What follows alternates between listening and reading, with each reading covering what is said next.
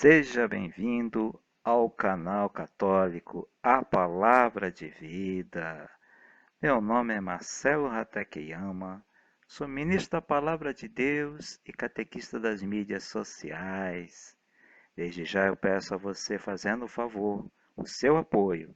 Dá um joinha nesse vídeo e se inscreve no nosso canal se você ainda não é inscrito, tá bom? Muito obrigado. Agora vamos para o vídeo. A missa parte por parte. Sejam bem-vindos ao estudo de hoje. E o tema de hoje é as orações pela Igreja. Pois é, a Igreja é o corpo místico de Cristo. Então, irmãos e irmãs, nós vimos nos vídeos passados, né, o antes e o durante da consagração, né? Qual que é o antes da consagração do pão e do vinho? É o prefácio, né? A gente viu lá a respeito do prefácio. Qual é o durante? É a consagração, é a oração eucarística, que foi o vídeo passado. E agora a gente vai ver as orações depois da consagração, né? Pós-consagração. São os pedidos que o padre faz pela igreja, né? Então, esse livro ele começa ensinando para nós que a igreja ele é o corpo místico de Cristo.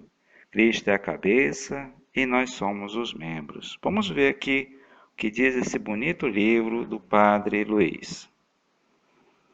A igreja é comparada a um corpo, o corpo místico de Cristo. Nela circula não só não o sangue físico, mas a graça, a vida da graça. É o que chamamos de comunhão dos santos, conforme dizemos em nossa profissão de fé. Creio na Santa Igreja Católica, na comunhão dos santos. A própria Bíblia Sagrada fala que a igreja é o corpo de Cristo. Com efeito, o corpo é um, e apesar de ser um, tem muitos membros, mas todos os membros do corpo, embora sejam muitos, formam um só corpo. Assim também acontece com Cristo, pois fomos batizados todos num só Espírito, para ser um só corpo, judeus e gregos, escravos e livres, todos recebemos um só Espírito. Quem escreveu isso foi São Paulo. Primeira carta aos Coríntios, capítulo 12, versículo 12 ao 13. São Paulo continua: Ora, vós sois o corpo de Cristo e sois os seus membros, cada um por sua parte. Né? A gente vê lá na mesma carta, no versículo 27. A igreja está espalhada por toda a terra e além dos limites geográficos.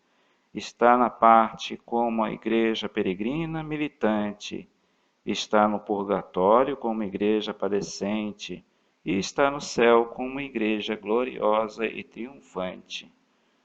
Entre todos os membros dessa igreja, que está no céu e na terra, existe a intercomunicação da graça ou comunhão dos santos. Uns oram pelos outros, pois somos todos irmãos, membros da grande família de Deus. Pois é, porque nós que estamos nessa vida, nessa terra, né? Nós rezamos pelos falecidos, né?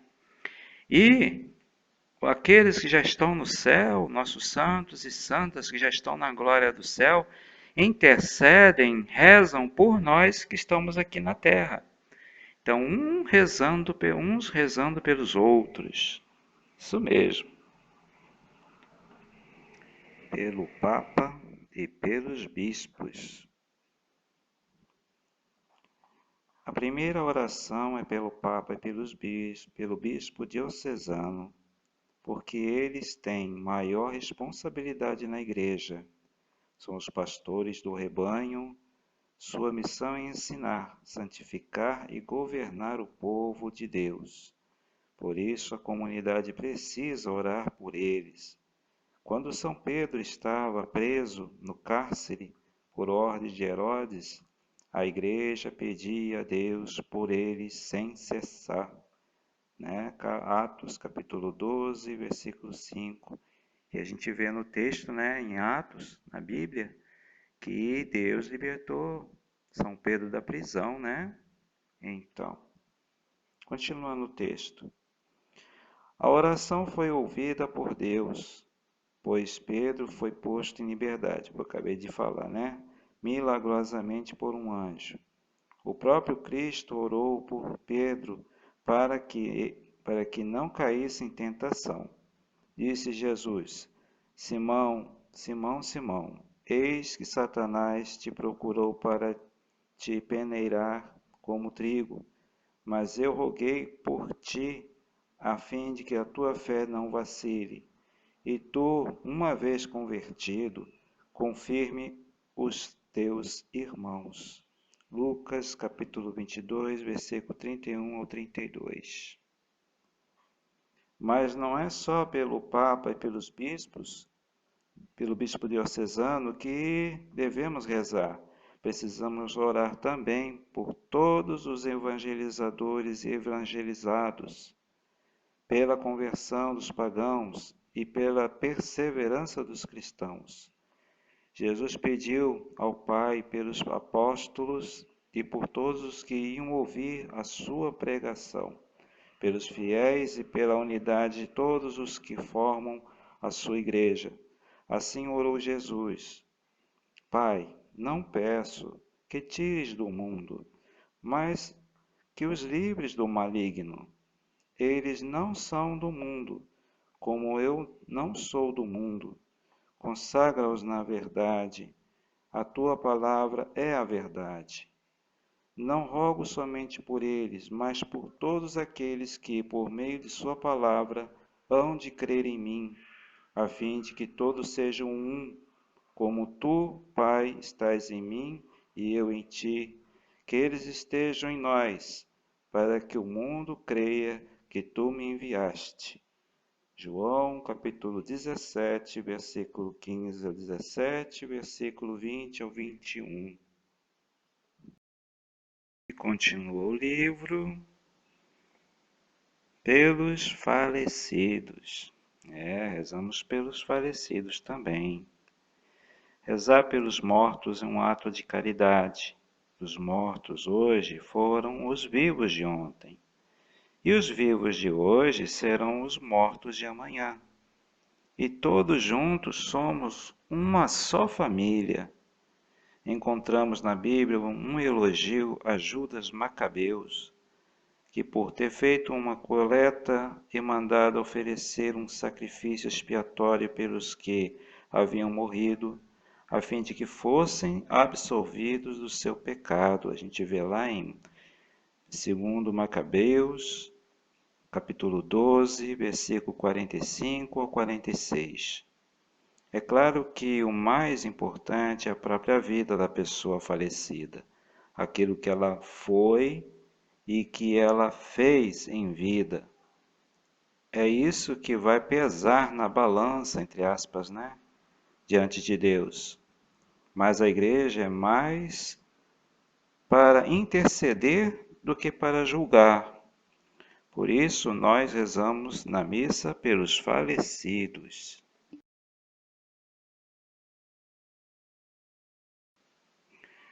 Por nós e pelos santos. Finalmente pedimos por nós mesmos, como povo santo e pecador, a fim de que um dia estejamos reunidos com a Virgem Maria, os apóstolos e todos os bem-aventurados no céu, para com eles louvarmos e bendizermos a Deus. Nossa oração termina por Jesus Cristo, nosso Senhor, porque Ele mesmo disse: em verdade vos digo, se pedirdes alguma coisa ao Pai em meu nome, ele vos dará. Até agora não pedides nada em meu nome. Pede e recebereis. João capítulo 16, versículo 23 e 24. Por Cristo, com Cristo e em Cristo. E Jesus não é nosso mediador somente na cruz, mas em todo o nosso relacionamento com Deus. Sem Ele, simplesmente não existe salvação. Como lemos em Atos dos Apóstolos, capítulo 4, versículo 12. Não há sob o céu outro nome dado aos homens pelo qual devemos ser salvos. É por meio de Jesus que damos graças e louvores ao Pai. É Ele o nosso pontífice, isto é, a nossa ponte entre o céu e a terra. Como Ele mesmo disse, eu sou o caminho, a verdade e a vida. Ninguém vai ao Pai senão por mim. De João, capítulo 14, versículo 6. Por isso encerramos a grande oração eucarística, ou anáfora, proclamando solenemente: por Cristo, com Cristo e em Cristo. Esse ato de louvor é dito de pé, sendo que o presidente da celebração levanta a hóstia e o cálice. É um louvor solene proclamado pelo presidente. A participação da Assembleia está no Amém, que pode ser cantado. Amém, amém, amém, amém, amém. Não é, gente? O Missal Romano mudou um pouco a ordem das palavras. Agora é assim: por Cristo, com Cristo, em Cristo. A vós, Deus Pai Todo-Poderoso, na unidade do Espírito Santo, toda a honra e toda a glória, agora e para sempre. Aí nós respondemos: Amém.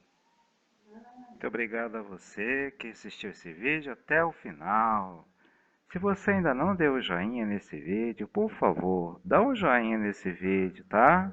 E se inscreve no nosso canal se você ainda não é inscrito. Muito obrigado. Até o próximo vídeo, gente. Louvado seja nosso Senhor Jesus Cristo. Para sempre seja louvado.